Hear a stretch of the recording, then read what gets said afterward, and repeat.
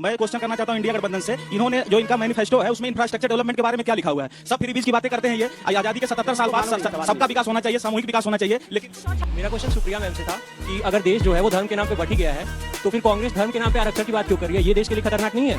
India गठबंधन के साथ समस्या क्या है? मोदी हटाओ, एजेंडा नहीं बताएंगे हम के लिए क्या करें। मैं पूछना चाहता हूँ विपक्ष से, आज दिल्ली की बेटी के लिए क्यों मौन है? मणिपुर पर चिल्ला रहे थे, महंगाई की बात कर रहे हैं, 1 लाख रुपए महिला को देने की बात कर रहे हैं, दिल्ली में क्यों लागू करवाते? पूरे देश में इनकी सरकार हिमाचल में क्यों नहीं करवाते, कर्नाटक में क्यों नहीं करवाते? ये क्या नमस्कार दोस्तों, समाचार 2.0 की एक नए वीडियो में आप लोगों का स्वागत है। दोस्तों आज एक शानदार डिबेट वीडियो लेकर आ गया हूँ, वीडियो अंत तक देखना। दोस्तों आज की डिबेट होने वाली है बीजेपी की प्रवक्ता सुधांशु त्रिवेदी और कांग्रेस की गाली वाली मैडम सुप्रिया सीनेट के बीच में। दोस्तों आज की ये डिबेट में ये मैडम जनता को समझाने की प्रयास कर रहे थे कि कांग्रेस और राहुल गांधी कितने अच्छे हैं, देश के लिए कितने अच्छे सोच रखते हैं। उनकी ये बात सुनकर बीजेपी की प्रवक्ता सुधांशु त्रिवेदी और जनता ने मिलकर मैडम की भयंकर क्लास लगा दी और वीडियो के आखिर में तो जनता की एक सवाल पर मैडम पूरा बकला गए। दोस्तों आज की ये शानदार डिबेट और लास्ट की बड़ो दृश्य मिस मत करना। एंड डिबेट के बारे में अपना क्या राय है कमेंट में जरूर लिख के जाना। चलिए शुरू करते हैं। पहले चरण में मोदी जी किस पर आए? मीट, मुर्गा, मछली, मटन, मुस्लिम लीग। दूसरा चरण आते आते बेहताओं के मंगलसूत्र और आपकी भैंस पर आ गए। तीसरे चरण में अपनी आंखों की पुतली, अपने जिगर कलेजे के टुकड़े अंबानी अडानी को ही बोल डाला, बोरे में भर भर कर, टेम्पो में लाद लाद कर काला धन बांट रहे हैं। लेकिन ईडी सीबीआई इनकम टैक्स सुनी नहीं रही है प्रधानमंत्री की। चौथा चरण आते आते मोदी जी को आमिर खान का गजनी किरदार समझ में आया। आप जैसी प्रबुद्ध पत्रकार ने उनसे एक इंटरव्यू किया, आपकी एक समकक्ष पत्रकार है, उनसे पूछा हिंदू मुसलमान, उन्होंने कहा मैं हिंदू मुसलमान करूं तो मैं सार्वजनिक जीवन में रहने योग्य नहीं हूं।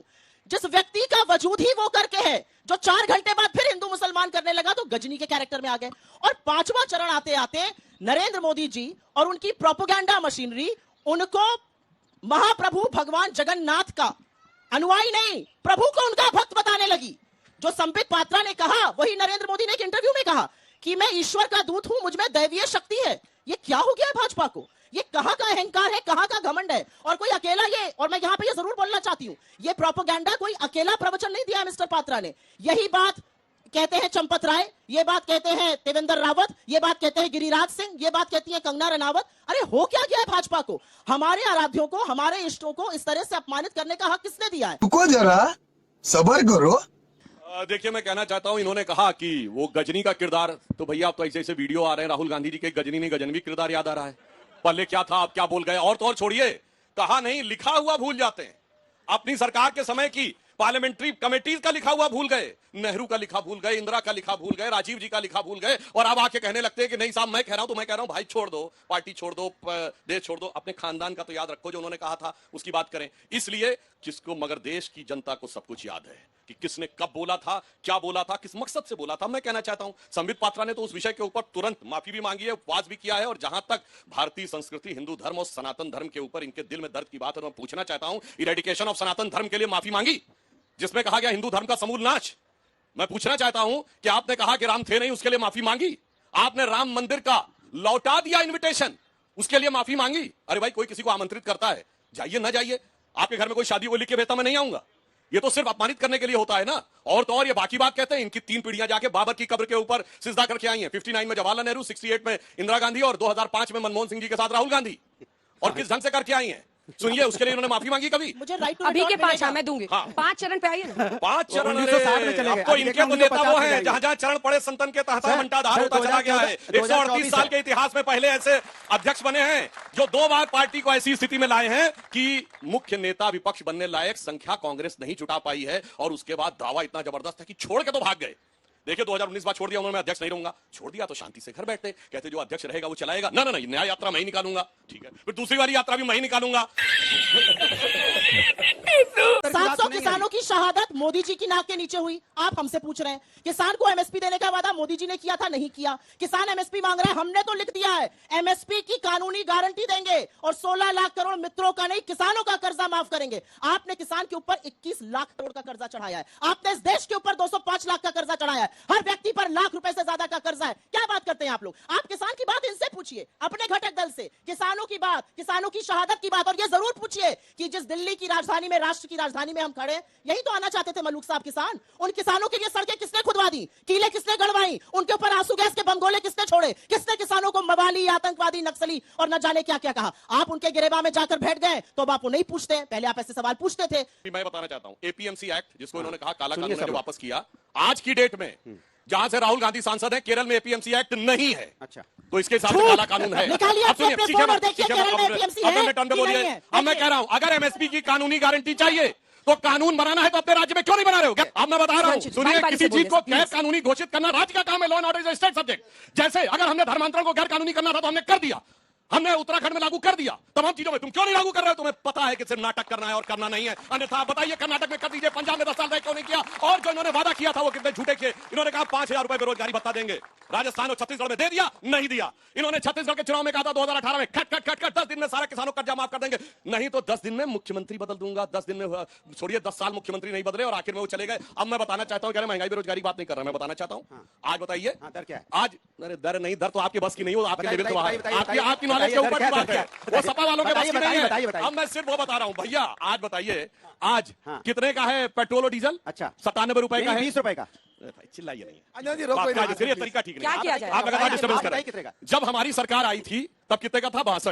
62 रुपए से 97 बढ़ा 60%। ठीक है, अब ये बताइए, जब इनकी सरकार थी तब कितने का था? अंजना जी, जनता जब इनकी सरकार थी 32 रुपए का था, जवाब दे दूं, 220% बढ़ा। जवाब दे दूं। डीजल कितना था? 2004 में अटल जी ने छोड़ा था 22 रुपए। जब हमारी सरकार आई 52 रुपए, कितना बढ़ा? 220%। आज 87 रुपए, 60%। मोदी जी के टाइम में 60% महंगाई बढ़ी, इनके जमाने में 220% बढ़ी। दर को छोड़िए, जब गिनाने लगे कि भैया इसका दाम बताओ, उसका दाम बताओ, तो बिल बिलाने लगे। ये हकीकत ये है कि किसी चीज का सामना नहीं कर सकते। और मैं एक और बात भी बता दूं, संख्या तो छोड़िए, जानते क्यों नहीं बता पा रहे हैं? संख्या इनकी वो स्थिति, जैसे कहते हैं वो उस तारीख को, नहीं साहब, वो तो ईद के दिन चांद दिख के बताई जाती है ईद होगी कि नहीं। और 4 जून को इनकी ईद नहीं, मुहर्रम होगी, ये तय मान लीजिए। इतने तेजस्वी लोग हैं हमारे पास। नाम है आपका? मेरा नाम शुभम है। मैं क्या करते हैं? मैं यूपीएससी का स्टूडेंट हूं। मैं क्वेश्चन करना चाहता हूं इंडिया गठबंधन से, इन्होंने जो इनका मैनिफेस्टो है उसमें इंफ्रास्ट्रक्चर डेवलपमेंट के बारे में क्या लिखा हुआ है? सब फ्री बीज की बातें करते हैं। ये आजादी के 77 साल बाद सबका विकास होना चाहिए, सामूहिक विकास होना चाहिए, लेकिन कुछ और छात्रों के सवाल लेते हैं। आप में से कौन भाई? मेरा क्वेश्चन सुप्रिया मैम से था कि अगर देश जो है वो धर्म के नाम पे बट ही गया है, तो फिर कांग्रेस धर्म के नाम पे आरक्षण की बात क्यों कर रही है? ये देश के लिए खतरनाक नहीं है? Good question. इसका जवाब दीजिएगा। और कोई छात्र जो पूछना चाहता है? छात्रों समझ आ रही हूँ, आप आइए पूछिए। मेरा सवाल बीजेपी से है। चुनाव के दौर में अभी जो स्वाति मालीवाल की न्यूज आई है, उनको पार्टी वाले कह रहे हैं कि वो बीजेपी की एक एजेंट है, तो आप इस पे क्या कहना चाहेंगे सुधांशु सर? देखिए, बड़ी मजेदार बात यह है कि सवाल जो और ले लूं, फिर 22 एक साल साथ से, मुझे सवाल याद है, एक सवाल और। ईडी गठबंधन के साथ समस्या क्या है? मोदी हटाओ, एजेंडा नहीं बताएंगे हम के लिए क्या करेंगे। अच्छा, इनका विपक्ष का एजेंडा है मोदी हटाओ, ठीक है। अब एक एक करके आइए, जल्दी आइए, जल्दी आइए, आखिरी सवाल है, उसके जवाब ले। सुधांशु सर से एक चीज पूछना चाहूंगा। अनएम्प्लॉयमेंट 63% रह गया है। आपके किसी मैनिफेस्टो में ना अनएम्प्लॉयमेंट की बात है, ना हंगर इंडेक्स की बात है। रोजगार को लेकर क्या बात कही गई है? चलिए जल्दी से एक सबका सवाल, मुझे लगता है आपसे शुरू करते हैं। आपसे यहाँ पर एक सवाल पूछा गया, आरक्षण क्यों दिया जा रहा है? मुझे नहीं पता वो कहां गए जिन्होंने पूछा था। इस देश की 85-90% आबादी दलित, पिछड़े, आदिवासी हैं, लेकिन उनका रिप्रेजेंटेशन समाज में बहुत कम है।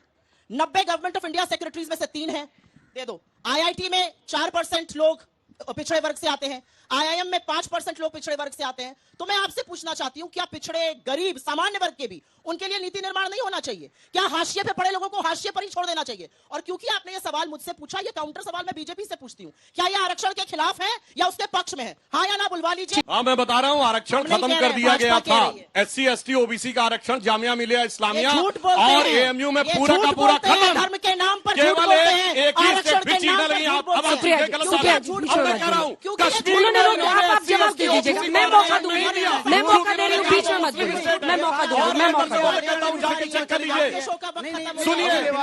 सुनिए, राजीव गांधी ने 6 दिसंबर 1957 में अरे नेहरू ने लेटर लिखा कि वो आरक्षण के खिलाफ है। अनुराग जी बोलिए। इनसे सवाल पूछा जाएगा, इनसे सवाल पूछा जाएगा तो जामिया मिलिया चले जाएंगे, अलग अलग यूनिवर्सिटी चले जाएंगे, इनसे सवाल पूछा जाएगा कि आप मुद्दों पे बात कीजिए, आप मुद्दों पे बात क्यों नहीं करते, आप धर्म के नाम पे राजनीति क्यों करना चाहते हो? धर्म मेरी आस्था का विषय सुन लीजिए कान खोल के, धर्म मेरा राजनीतिक विषय नहीं है। आप धर्म को राजनीति बनाते हो क्योंकि आपके पास मुद्दा नहीं है, क्योंकि आप जनता के मुद्दों पे खर्च नहीं करना चाहते। सवाल इस बात का है। चिल्लाने लगे लोग, देखिए सारे दर्शक देख सकते हैं, मैंने किसी का भी नहीं बोला और ये बोलने लगे चूंकि मैं कोट कर रहा हूं। घर में तो लोगों के हाथ में रिमोट रहता है, यहाँ कुर्सी छोड़ के भाग जाएंगे सर। एक साथ चिल्लाइएगा नहीं।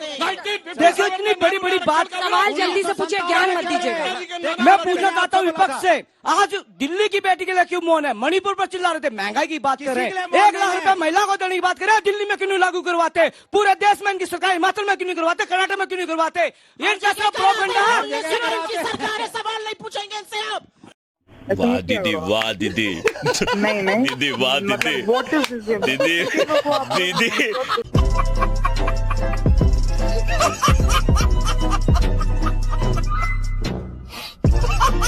दोस्तों वीडियो अंत तक देख ली तो अच्छी लगी होगी। अगर अच्छी लगी तो वीडियो को एक लाइक एंड चैनल को सब्सक्राइब कर लेना।